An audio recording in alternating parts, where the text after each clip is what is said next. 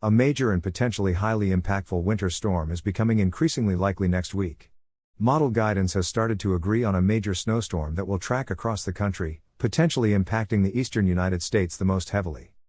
There is still plenty of disagreement and differences within the models, so we are going to take a look at a few scenarios. Let's begin this video by taking a look at the GFS model. Watch as a low-pressure system dives into the United States from the Pacific Northwest on December 21st. It then continues moving to the south, before lifting northward and up the east coast by late next week into the weekend. This scenario has been shown by the GFS model multiple times. If this was to occur, this would be a great scenario for those who like snow in the south. But as we know, these weather models rarely agree, and we can clearly see that on the Canadian model. Notice the track that the Canadian model shows in comparison to the GFS. Instead of diving south, it stays to the north, bringing most of the snow into Canada, and only allowing for a brief burst of heavy snow on the backside of the cold front.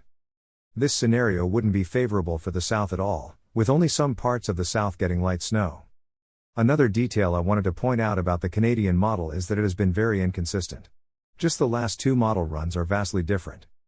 This means that even though it may not be showing a favorable track for snow in the south today, it could easily drastically change from one day to the next.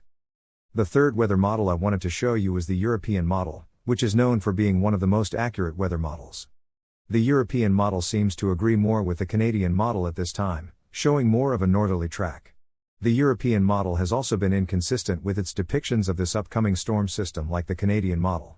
If this scenario actually played out, this would bring very little snowfall to only a few locations down south. After reviewing these weather models, let's take a look at this map I created.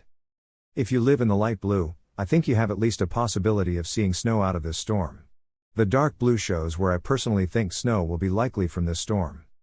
Thank you for watching. If you like this video and you want to see more updates on this winter storm, be sure to subscribe.